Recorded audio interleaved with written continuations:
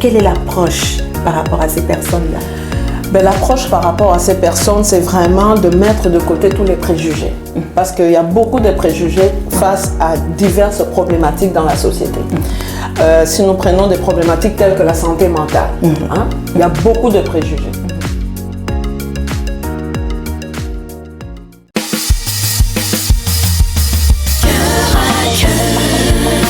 Témoignage puissant.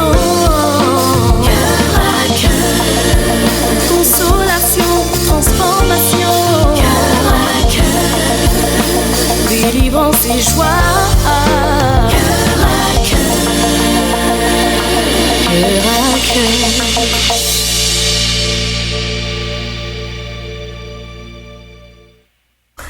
Bonjour et bienvenue sur le plateau de Cœur à Cœur. Alors, c'est encore un plaisir d'être avec vous aujourd'hui. Nous parlons d'un thème merveilleux aujourd'hui. Nous parlons de compassion et j'ai vraiment l'honneur de recevoir une servante de Dieu avec laquelle nous allons partager sur ce thème de la compassion. Je reçois l'évangéliste Dada Bakombo. Bonjour évangéliste Dada. Bonjour pasteur Nathalie. Comment vas-tu? Ça va bien. Alors, c'est un réel plaisir de t'avoir aujourd'hui. Oui. Alors, nous parlons de compassion, la compassion. Déjà, pour rentrer dans le sujet, les gens font une différence, ne font pas de différence entre la compassion et la pitié. C'est quoi la compassion? C'est quoi la pitié? Alors, merci pour l'invitation sur ce plateau qui est charmant, qui est beau. D'abord, la compassion, pour partir, on va dire c'est une valeur qui est universelle. La compassion n'est pas seulement attitrée à une personne qui est chrétienne ou qui prie Dieu, mais c'est vraiment une valeur universelle, donc qui peut être vécue par plusieurs personnes. Et de son étymologie, ben, ça vient du latin compatio, qui veut dire « je souffre avec ». Donc la compassion, c'est souffrir avec quelqu'un qui passe des moments difficiles. Alors c'est aussi un sentiment qui nous pousse à percevoir, à partager et à ressentir la souffrance de l'autre. Donc la compassion va au-delà de juste voir et souffrir, mais on partage cette souffrance-là avec la personne qui est devant nous. Et c'est une prédisposition aussi à reconnaître et à partager la douleur d'autrui. De l'autre personne en face. Franchement, les gens ne sont pas vraiment capables de le faire. Hein. Être capable de partager, de souffrir avec, c'est une valeur, c'est un élément, c'est d'une haute portée, ça. Ah oui, c'est d'une haute portée, c'est sûrement. On voit même que pousser plus loin, la compassion peut même être un sentiment spontané qui est partagé, qui peut même à la limite pousser même à une sorte de révolte. Hein? C'est-à-dire quand on vit face à l'injustice, à des situations discriminatoires, donc on peut par compassion vivre vraiment, partager la souffrance avec des gens qui vivent des situations difficiles, dire ben non, c'est pas possible, dénoncer des choses, donc les soutenir, partager cette souffrance-là avec eux. Oui. Donc la compassion, c'est une arme puissante qui peut amener le changement, parce que quand on est capable d'avoir de la compassion, cette compassion pousse à l'action, contrairement à la pitié. Oui, en fait la compassion va nécessairement vous pousser à l'action parce que vous n'allez pas rester spectateur d'un problème ou indifférent. Tandis que la pitié, c'est vraiment un sentiment de sympathie qui est relié à la souffrance, mais cette souffrance-là, on ne la partage pas. La souffrance, elle reste celle de l'autre. On peut faire des actions par pitié et tout ça, mais on ne partage pas. La compassion, c'est vraiment un autre niveau de partage de souffrance d'une personne. Tandis que vraiment la pitié, comme je dis, c'est oui, je reconnais qu'il y a un problème, mais le problème reste son problème. Par contre, moi, je peux l'aider avec peut-être un $10 ou un $20. Mais pas plus que ça. Pas plus que ça, pas plus que de ressentir même, ça va même au-delà de ça, donc de ressentir même la douleur de l'autre. Et justement, ressentir la douleur de l'autre, ça nous amène directement dans la parole de Dieu avec Absolument, ce que Christ a fait. absolument. Il a tellement ressenti notre condition misérable qu'il est venu prendre notre place, souffrant Absolument. avec nous. Il a pris sur lui donc nos fardeaux, tout ce qui nous amenait à être des enfants condamnés. Il a pris cette charge-là sur lui. C'est ça la différence entre avec la pitié. Absolument. Être capable de souffrir avec. Absolument. Mais maintenant qu'on parle de compassion, tout à l'heure tu disais que ce n'est pas une valeur qui est forcément chrétienne. C'est une valeur que le commun de mortels devrait avoir. Alors, envers qui est-ce qu'on pourrait aujourd'hui dire qu'on pourrait avoir de la compassion? Qui sont les personnes qui devraient recevoir notre compassion? Mais les personnes, justement, Pasteur Nathalie, vous venez de soulever un point très important. Vous avez parlé de la Bible, la parole de Dieu. Et si nous prenons seulement l'exemple du Seigneur, de notre Seigneur Jésus, nous voyons que à plusieurs reprises, la Bible nous dit, ému de compassion, Jésus a fait telle chose. Ému de compassion, il a fait telle chose. Et nous, si nous disons disciples du Seigneur, nous devons justement ressembler à notre Maître. Donc, effectivement, aller dans la compassion dans ce sens-là, aider les gens concrètement, les gens qui vivent des problèmes, ça peut être des problèmes de santé, ça peut être des problèmes sociaux, ça peut être des guerres, ça peut être n'importe quel problème. Et quand on va au niveau de la compassion, donc de souffrir avec, on ne cherche pas nécessairement à savoir d'où vient le problème. Et le Seigneur nous montre un exemple clair dans l'histoire de l'aveugle-né. Oui. L'aveugle-né. Oui, j'aime bien cette histoire-là. Moi aussi. En fait, l'aveugle-né, il est né aveugle. Et on voit que les gens autour de Jésus, les disciples, lui posent la question. Ils disent, mais Seigneur, mais pourquoi est-il ainsi? Est-ce qu'il a péché? Est-ce que ses parents ont péché? Est-ce que lui-même a péché? Et tout. C'est un enfant. Il est né aveugle. Mais j'aime la réponse du Seigneur.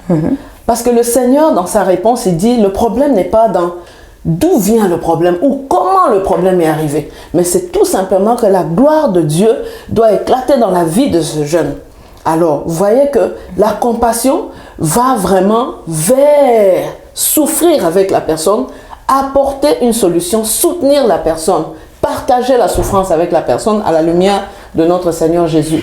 Et ce que tu dis est tellement important, ce verset est tellement parlant parce que face à une personne qui souffre, on n'a pas besoin de l'écraser davantage. Absolument. Alors c'est que les hommes, la nature humaine, elle cherche à trouver une cause.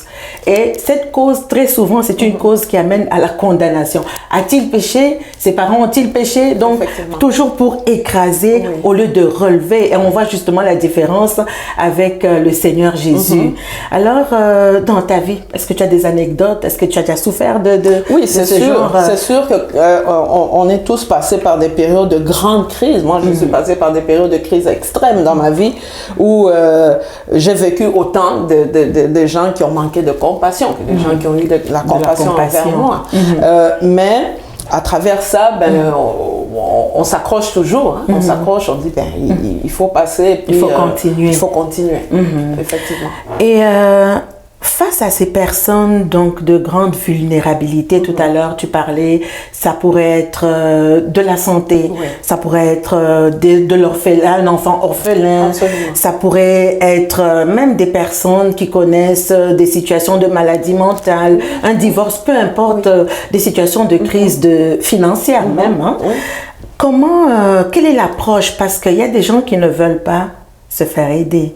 Quelle est l'approche qu'on devrait avoir avec ces personnes-là? Parce qu'il y a des gens qui ont le cœur à donner, qui ont le cœur à rendre service, qui ont le cœur à soutenir, à supporter. Mais de l'autre côté, on est en face parfois des gens qui se disent « Non, je n'ai pas besoin d'aide ». Quelle est l'approche par rapport à ces personnes-là? L'approche par rapport à ces personnes, c'est vraiment de mettre de côté tous les préjugés.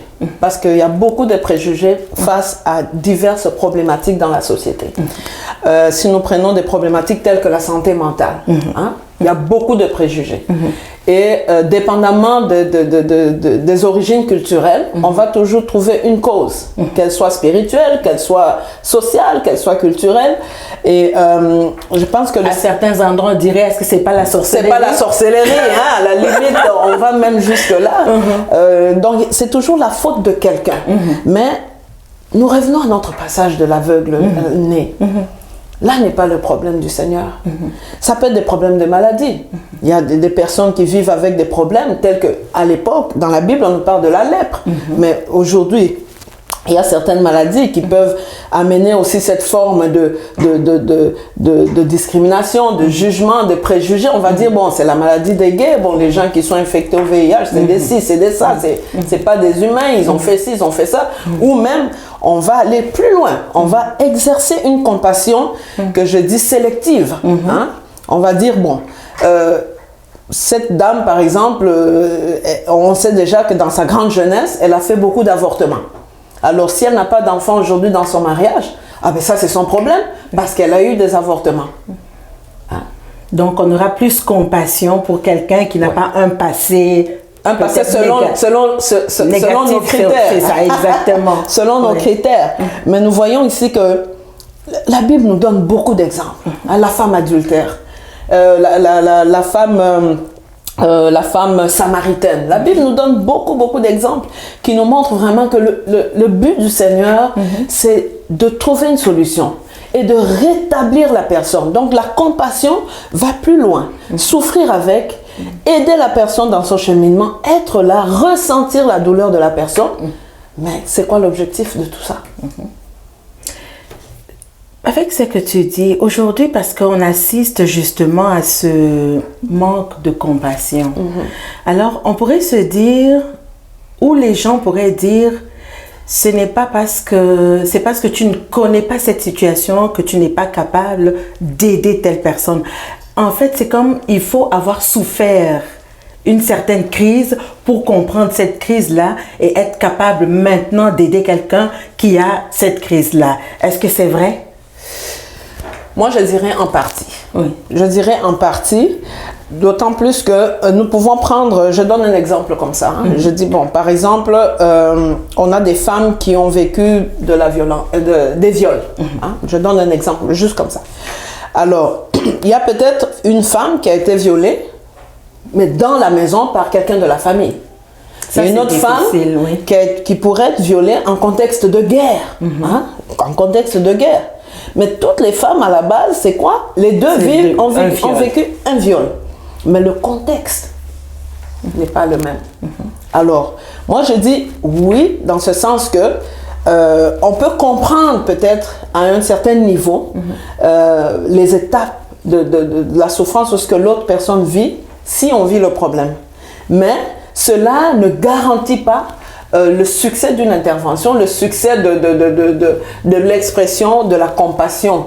Parce qu'on a vécu, moi j'ai vu des gens qui ont vécu des choses similaires, mais qui n'étaient pas du tout compatissants les uns envers les autres. Alors, qu'est-ce qui empêche d'avoir de la compassion? Mais ce qui empêche d'avoir la compassion, c'est vraiment quand on reste centré sur soi. On reste centré sur soi et on ne veut pas aller vers l'autre, on ne veut pas aller voir en fait ce que l'autre vit, essayer de comprendre ce que l'autre vit.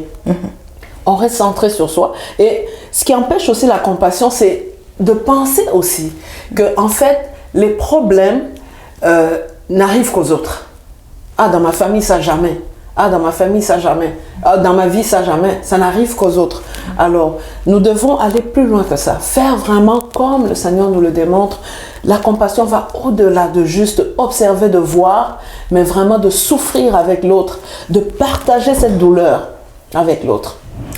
Et toi, tout à l'heure, tu disais comme tout le monde, on a tous passé des grandes crises, on a tous passé à sa manière ces crises. Aujourd'hui, tu aides les autres également. Absolument. Alors, comment est-ce que tu fais pour aider les autres? Premièrement, je dirais que c'est par la grâce de Dieu, parce que c'est pas donné nécessairement à une personne qui a vécu des moments très très difficiles et beaucoup de déceptions dans sa vie, de pouvoir redonner positivement et bien aux autres. Mais d'abord, j'ai cherché la guérison. hein. Je cherchais la guérison parce que pour aider les autres, il faut être outillé.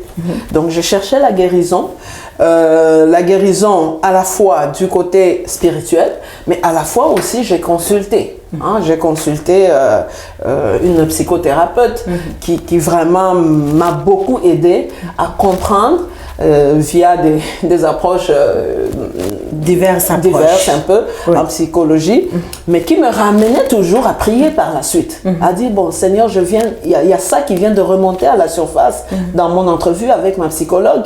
Oui Seigneur, viens faire le travail.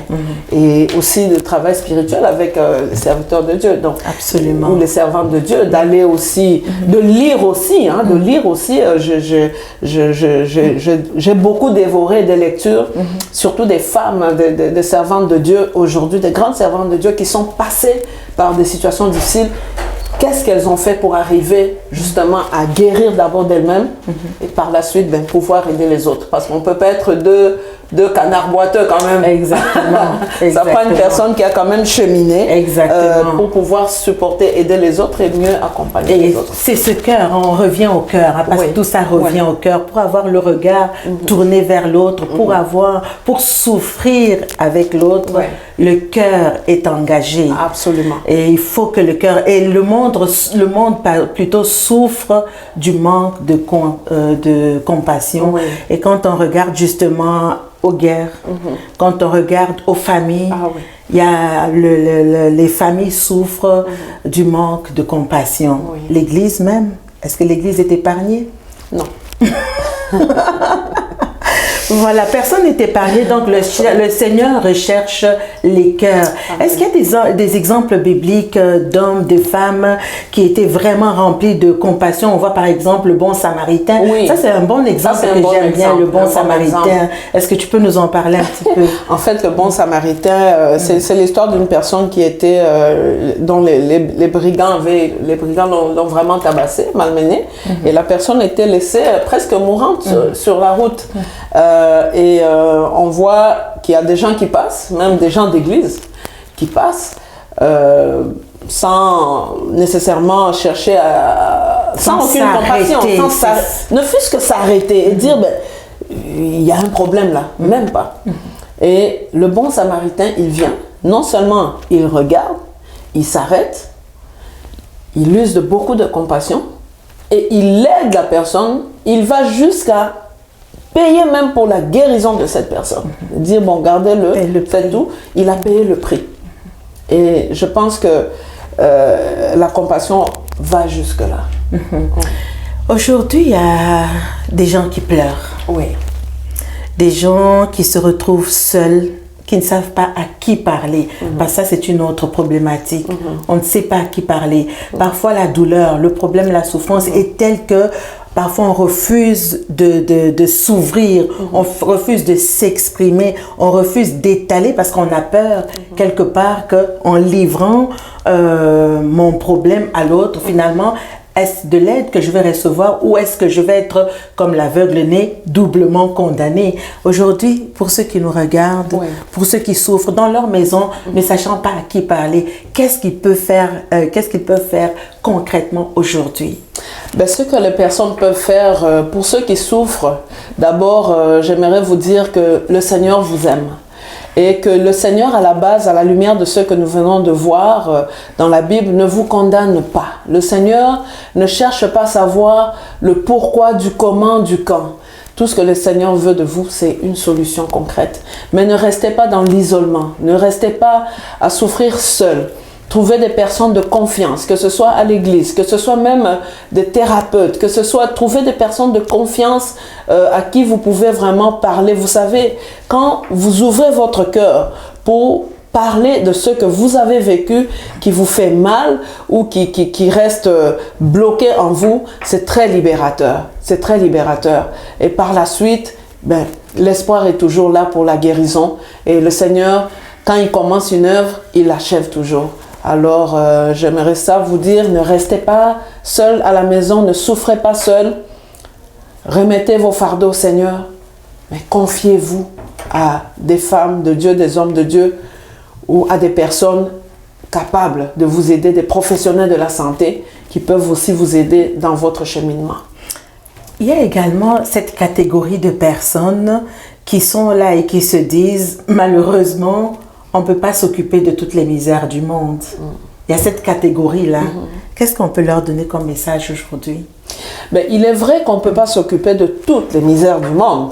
Hein? Ça serait vraiment impossible. Mais ce qu'on peut faire, c'est qu'à petite échelle, on peut poser une pierre. À petite échelle, on peut quand même... Autour de nous, il y a beaucoup de gens qui souffrent.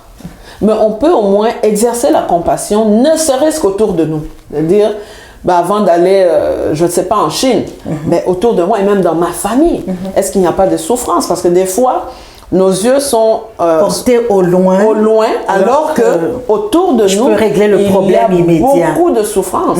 Et c'est vraiment de voir d'abord autour de nous, qu'est-ce qu'on peut faire. Et si on n'a pas cette capacité, c'est de demander à Dieu la capacité. La Bible dit que celui qui manque quelque chose, qu'il demande à Dieu, et Dieu va le lui donner. La compassion, c'est de demander au Seigneur la compassion. Seigneur, donne-moi cette compassion. Je ne veux pas vivre dans la pitié, je ne veux pas voir les gens dans la pitié, mais je veux vraiment vivre cette compassion et exercer cette compassion comme toi tu l'as fait. Et le Seigneur, je vous garantis, il est fidèle, il répond à nos prières, il va vous donner le don de compassion. Il va vous donner le don de compassion. Est-ce qu'on peut dire que c'est spirituel, la compassion alors? Elle est spirituelle. Elle est spirituelle. Elle est spirituelle. Donc, demande à Dieu et Dieu te donnera la compassion.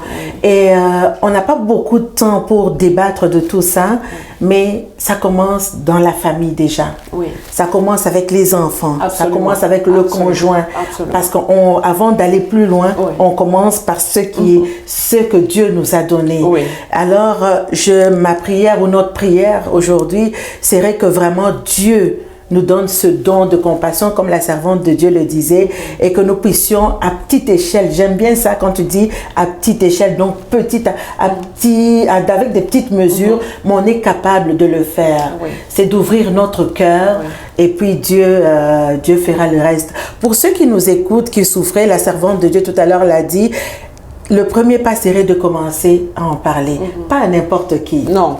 Il faut choisir, il faut faire le choix. Une personne de confiance. Voilà, une personne de confiance. Et très souvent, on a souffert parce que on a pris la première personne qui passait. Malheureusement, on en a souffert. C'est ça, choisissez quelqu'un de confiance à qui vous pouvez parler ouvertement.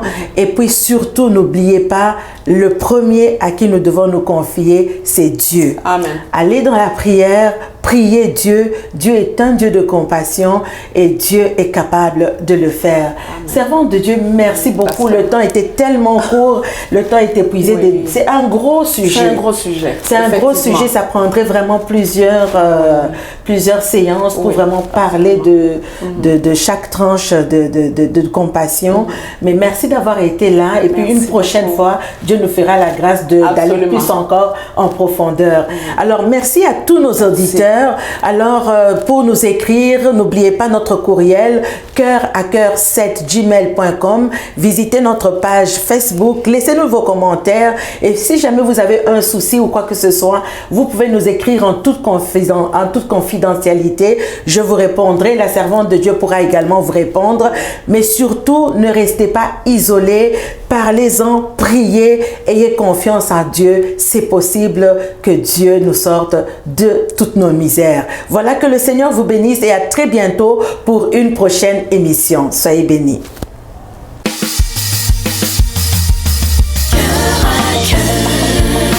Témoignage puissant, cœur à cœur, consolation, transformation, cœur à cœur, délivrance et joie. Cœur à cœur, témoignage puissant, cœur à cœur, consolation, transformation, cœur à cœur, délivrance et joie.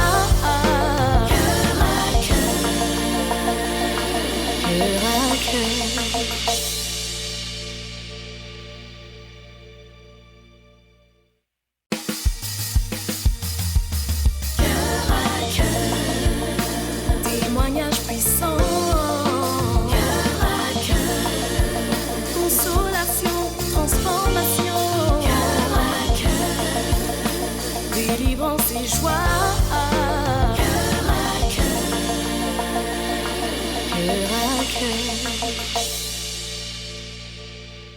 Cœur à cœur, un rendez-vous avec ton présent pour transformer ton futur. Cœur à cœur, parce que Dieu agit encore. Cœur à cœur, parce que Dieu agit encore.